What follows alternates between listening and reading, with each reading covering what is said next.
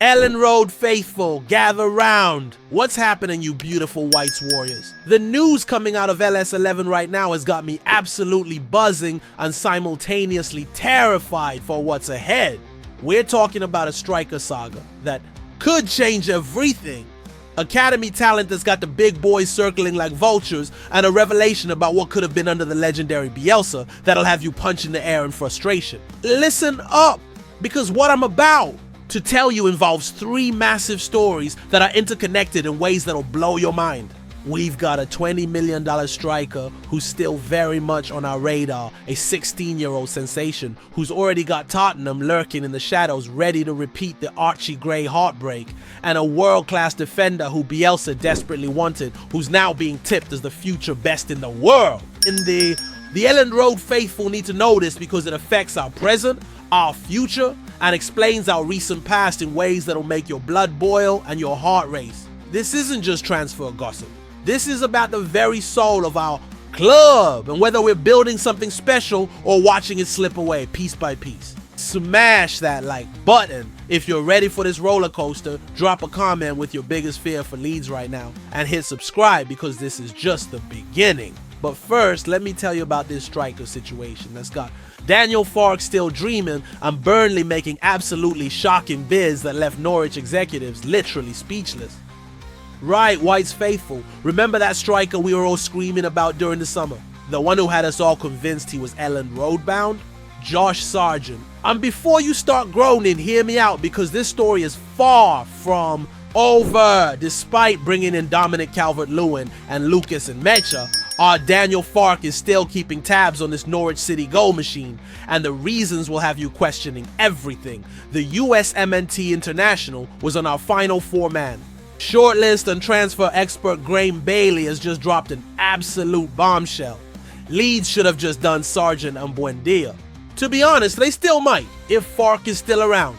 This lad has been absolutely unstoppable in the championship. 16 goals last season. Already 6 goals in just 5 games this season. He's evolved his hold-up play to levels that have scouts drooling, and Josh Winders reckons he's better than Joe Pirro. But here's where it gets absolutely mental. Burnley made a bid so insulting that it left Norwich executives shocked, and not in a good way. Are you ready for this? A guaranteed $1.5 million with complicated add-ons that barely reach $10 million. When Norwich are asking for $20 million, that's not just cheeky, that's borderline offensive. Wolfsburg were willing to pay proper money, but Sargent rejected the Bundesliga move, leaving the door wide open for us. The beautiful madness is that even with our new strikers, Bailey believes Sargent is perfect for Leeds longer term, and we should keep an eye on in future windows. What's driving me absolutely mad is that this 25-year-old machine has shown improvement in every single season since joining Norwich. From 13 goals in his first championship campaign to 16 last season, and now he's flying with 6 goals already. The lad rejected Wolfsburg because he wants the Premier League, and guess what? We might just be his perfect pathway there if we can get promoted. But while we're dreaming about future striker signings, there's a young talent at Elland Road right now who's got Tottenham circling like sharks smelling blood in the water. Elland Road faithful, brace yourselves because this one's gonna hurt. You thought losing Archie Gray to Tottenham for $40 million was painful? Well, those London vultures are now circling his younger brother Harry Gray, and the signs are absolutely terrifying. This kid is not just good, he's absolutely phenomenal. 4 goals and 2 assists in just 3 Premier League 2 games and 1 EFL trophy clash. That's 6 of his team's 8 goals in all competitions. Patrick Bamford watched this lad play and said, he could be top. He's tall, quite slim, quick, very aggressive. For how tall he is, his dribbling is a joke. He can put defenders on their arse. But here's what's got me absolutely fuming. Spurs have already pinched Max McFadden from our academy as they're monitoring Harry more closely after the latest Leeds developments. The lad's been nominated for Premier League 2's Player of the Month, and guess who else got nominated? Tottenham's Rice Alexander Russell-Denny. They're literally comparing their academy prospects with ours. Bamford revealed the difference between the brothers. Archie came up quiet but just got about it. Harry is chirpy. He's proper chirpy, but in a good way. He's got no problem having one of the first team players off. At 16, this kid has Gray blood running through his veins. Eddie Gray is his great uncle. Frank Gray was his grandfather. And Spurs know exactly what they're dealing with. The nightmare scenario. If Fark doesn't give him a pathway to the first team, or if we face relegation, we could lose another Gray to those North London Pirates. What's absolutely doing my head in is that Bamford said he went to watch the academy. Games specifically to see Harry play. The former Leeds hero knows talent when he sees it, and he's already mentoring this lad because he looks up to me a little bit. Bamford even said Harry did it to Joe Rodon in training, putting our first team defender on his arse with his dribbling. But speaking of what could have been, there's one story that'll have every Leeds fan wondering about the parallel universe where we made different choices.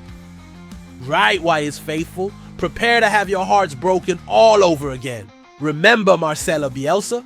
Course you do. The man who brought us back from the wilderness and gave us that magical 9th place finish in our first Premier League season. Well, it turns out our beloved El Loco had his eyes on a defender who's now being tipped to become the best left central defender in the world, Josko Gvardiol, the Croatia international who's now dominating at Manchester City under Pep Guardiola.